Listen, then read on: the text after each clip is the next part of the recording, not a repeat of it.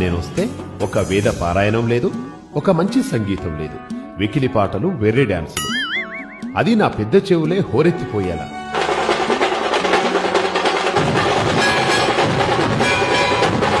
పాపం నా మూషికడు ఆ పాటల హోరికి పారిపోతున్నాడు కూడా.